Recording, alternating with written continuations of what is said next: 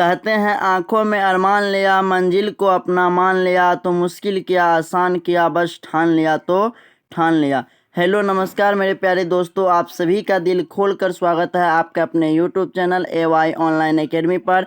आज के इस वीडियो में हम प्राचीन भारत के इतिहास के प्रागैतिहासिक काल के 51 लाइनर क्वेश्चन को देखेंगे, जो सभी कॉम्पिटिटिव एग्ज़ाम्स के लिए जो है हेल्पफुल होने वाली है। तो बिना देरी के वीडियो को स्टार्ट करते हैं। और अगर आप इससे पहले कि हमारे चैनल को सब्सक्राइब नहीं किए हैं तो प्लीज़ चैनल को सब्सक्राइब कर लीजिए और साथ ही बेल आइकन घंटी को दबा करके ऑल नोटिफिकेशन पर क्लिक कर लीजिए, ताकि जब भी कोई नई वीडियो हम अपलोड करें तो सबसे पहले नोटिफिकेशन आपके पास जाए। तो चलिए स्टार्ट करते हैं। आपका पहला प्रश्न है कि इतिहास का जनक किसे कहा जाता है? तो इसका सही उत्तर हो जाएगा आपका हेरोडोटस को। इतिहास का जनक हेरोडोटस को कहा जाता है। अगर आपको क्वेश्चन के आंसर याद है तो कमेंट्स बॉक्स में आप लोग छापते हुए चलिएगा। उसके बाद आपका अगला प्रश्न 2 नंबर का कि भारतीय पुरातत्व का पिता किसे कहा जाता है? तो इसका सही आंसर हो जाएगा आपका अलेक्जेंडर कनिंघम को। उसके बाद आपका अगला प्रश्न है 3 नंबर का कि मानव द्वारा पाला गया प्रथम जानवर कौन सा था? तो इसका सही उत्तर हो जाएगा आपका कुत्ता। मानव द्वारा पाला गया प्रथम जानवर कुत्ता था। उसके बाद आपका अगला प्रश्न है 4 नंबर का कि किस काल को माइक्रोलिथ कहा जाता है? तो इसका सही उत्तर हो जाएगा आपका मध्यपाषाण काल को। उसके बाद आपका अगला प्रश्न है 5 नंबर का कि किस काल में मानव आखेटक यानी कि शिकारी था? तो इसका सही उत्तर हो जाएगा आपका पुरापाषाण काल में। पुरापाषाण काल में जो है मानव आखेटक यानी कि शिकारी था। उसके बाद आपका अगला प्रश्न है 6 नंबर का कि किस स्थान से पहली बार चावल का साक्ष्य मिला? तो इसका सही उत्तर हो जाएगा आपका इलाहाबाद के कोल्डी हवा से। उसके बाद आपका अगला प्रश्न है कि मानव द्वारा खोजी गई सबसे पहली धातु कौन सी थी? तो इसका सही उत्तर हो जाएगा आपका तांबा। उसके बाद आपका अगला प्रश्न है सबसे पहले कृषि के प्रमाण कहाँ पर देखने को मिले? तो इसका सही उत्तर हो जाएगा आपका मेहरगढ़ में। उसके बाद आपका अगला प्रश्न है कि सबसे पहले चावल के साक्ष्य कहाँ पर देखने को मिले? तो इसका सही उत्तर हो जाएगा आपका कोल्डी हवा में। सबसे पहले चावल के साक्ष्य कोल्डी हवा में देखने को मिले। उसके बाद आपका अगला प्रश्न 10 नंबर का कि आग का आविष्कार किस काल में हुआ? तो इसका सही उत्तर हो जाएगा आपका पुरापाषाण काल में। उसके बाद आपका अगला प्रश्न है 11 नंबर का कि पहिए का आविष्कार किस काल में हुआ? तो इसका सही उत्तर हो जाएगा आपका नवपाषाण काल में। उसके बाद आपका अगला प्रश्न है 12 नंबर का कि भीमबेटका की गुफाएं किसके लिए प्रसिद्ध है? तो इसका सही उत्तर हो जाएगा आपका गुफाओं के शैलचित्र के लिए। उसके बाद आपका अगला प्रश्न है कि राख का टीला किस नवपाषाणिक स्थल से संबंधित है? तो इसका सही उत्तर हो जाएगा आपका संगनकल्लू से। उसके बाद आपका अगला प्रश्न है कि रॉबर्ट ब्रूस फूट थे, तो ये जो थे एक भूगर्भ वैज्ञानिक एवं पुरातत्वविद थे। उसके बाद आपका अगला प्रश्न है 15 नंबर का कि हड्डी से निर्मित आभूषण भारत में मध्यपाषाण काल के संदर्भ में प्राप्त हुए हैं, यानी कहाँ से प्राप्त हुए हैं? तो इसका सही उत्तर हो जाएगा आपका महदहा से। उसके बाद आपका अगला प्रश्न 16 नंबर का कि किसको चालकोलिथिक युग भी कहा जाता है? तो इसका सही उत्तर हो जाएगा आपका ताम्रपाषाण युग को। उसके बाद आपका अगला प्रश्न है 17 नंबर का कि कोपेनहेगन संग्रहालय की सामग्री से पाषाण, कांस्य और लोह युग का त्रियुगीय विभाजन किसने किया था? तो इसका सही उत्तर हो जाएगा आपका थॉमसन ने। उसके बाद आपका अगला प्रश्न है 18 नंबर का कि एक ही कब्र से 3 मानव कंकाल कहाँ से निकले हैं? तो इसका सही उत्तर हो जाएगा आपका दमदमा से। उसके बाद आपका अगला प्रश्न है कि भीमबेटका की गुफाएं कहाँ स्थित है? तो इसका सही उत्तर हो जाएगा आपका अब्दुल्लागंज रायसेन में। उसके बाद आपका अगला प्रश्न है 20 नंबर का कि भारतीय पुरातत्व सर्वेक्षण किस मंत्रालय के अधीन है? तो इसका सही उत्तर हो जाएगा आपका संस्कृति मंत्रालय के।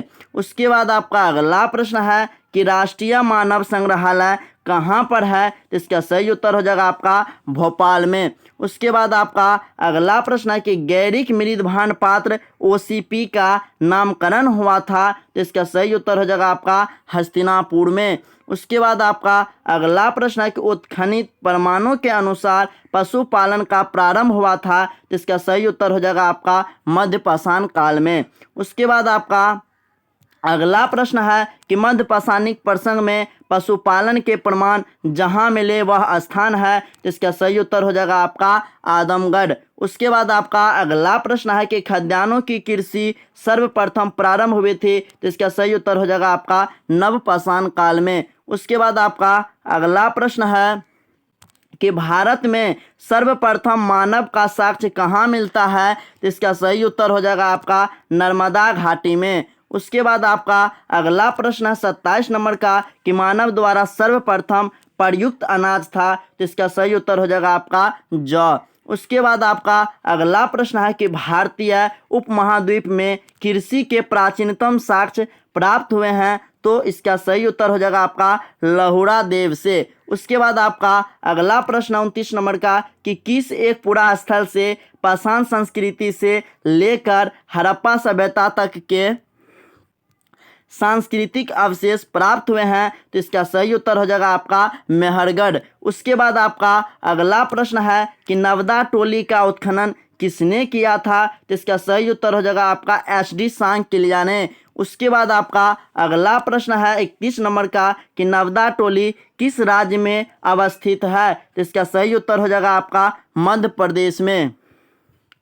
उसके बाद आपका अगला प्रश्न है कि किस स्थान पर मानव के साथ कुत्ते को दफनाए जाने का साक्ष्य मिला है, तो इसका सही उत्तर हो जाएगा आपका बुर्ज होम में। उसके बाद आपका अगला प्रश्न है कि गर्त आवास के साक्ष्य प्राप्त हुए हैं, तो इसका सही उत्तर हो जाएगा आपका बुर्ज होम से। उसके बाद आपका अगला प्रश्न 34 नंबर का कि विंध्य क्षेत्र के किस शिलाश्रय से सर्वाधिक मानव कंकाल मिले हैं, तो इसका सही उत्तर हो जाएगा आपका लेखहिया से।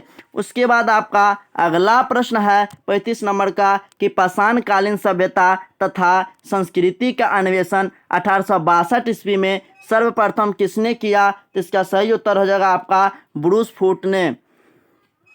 उसके बाद आपका अगला प्रश्न है 36 नंबर का कि भारतीय प्राक इतिहास का पिता किसे कहा जाता है, तो इसका सही उत्तर हो जाएगा आपका रॉबर्ट ब्रूस फूट को। उसके बाद आपका अगला प्रश्न है कि पुरा पाषाण काल को किस अन्य नाम से भी जाना जाता है, तो इसका सही उत्तर हो जाएगा आपका आखेट युग के नाम से। उसके बाद आपका अगला प्रश्न है कि बैल और हल की सहायता से कृषि कार्य की शुरुआत किस काल में हुई, तो इसका सही उत्तर हो जाएगा आपका नवपाषाण काल में। उसके बाद आपका अगला प्रश्न है 39 नंबर का कि अग्नि का प्रयोग मानव ने किस काल में करना शुरू किया, तो इसका सही उत्तर हो जाएगा आपका नवपाषाण काल में।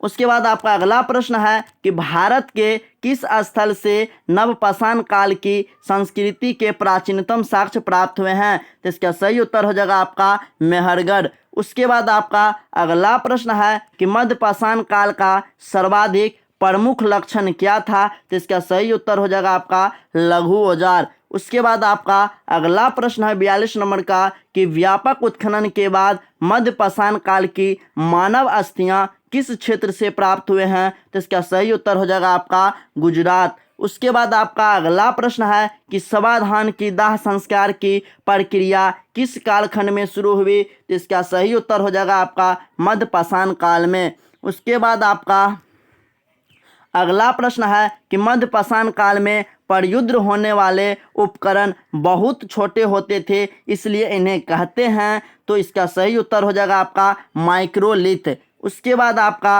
अगला प्रश्न है 45 नंबर का कि मध्य प्रदेश में आदमगढ़ और राजस्थान में बागोर प्रस्तुत करते हैं, तो इसका सही उत्तर हो जाएगा आपका पशुपालन का प्राचीनतम साक्ष्य।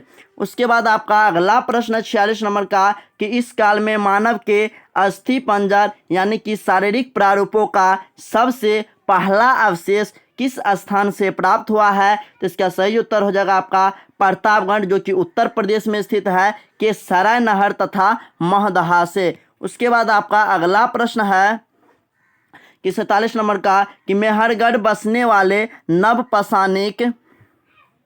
नवपाषाण युग के लोग अधिक उन्नत थे। वे गेहूं, जौ और रुई उपजाते थे तथा वे घरों में रहते थे। यानी कि कैसे घरों में रहते थे, तो इसका सही उत्तर हो जाएगा आपका कच्ची ईंटों के घरों में। उसके बाद आपका अगला प्रश्न है 48 नंबर का कि दक्षिण भारत में नवपाषाणिक सभ्यता का मुख्य स्थल है, तो इसका सही उत्तर हो जाएगा आपका बेल्लारी, जो कि कर्नाटक में स्थित है। उसके बाद आपका अगला प्रश्न है 39 नंबर का कि विंध्य क्षेत्र के वह शिलाश्रय जहां से सर्वाधिक मानव कंकाल प्राप्त हुए हैं वह कौन सा स्थान है, तो इसका सही उत्तर हो जाएगा आपका लखैया। उसके बाद आपका लास्ट प्रश्न है कि भारतीय पुरातत्व सर्वेक्षण के प्रथम महानिदेशक थे, तो इसका सही उत्तर हो जाएगा आपका जॉन मार्शल। तो आई होप कि आपको ये वीडियो बहुत ही अच्छी लगी होगी और बहुत ही हेल्पफुल लगी होगी। अगर आपको वीडियो थोड़ी सी भी अच्छी लगी तो प्लीज़ वीडियो को लाइक, शेयर और कमेंट जरूर कीजिएगा। साथ ही आप हमारे चैनल को सब्सक्राइब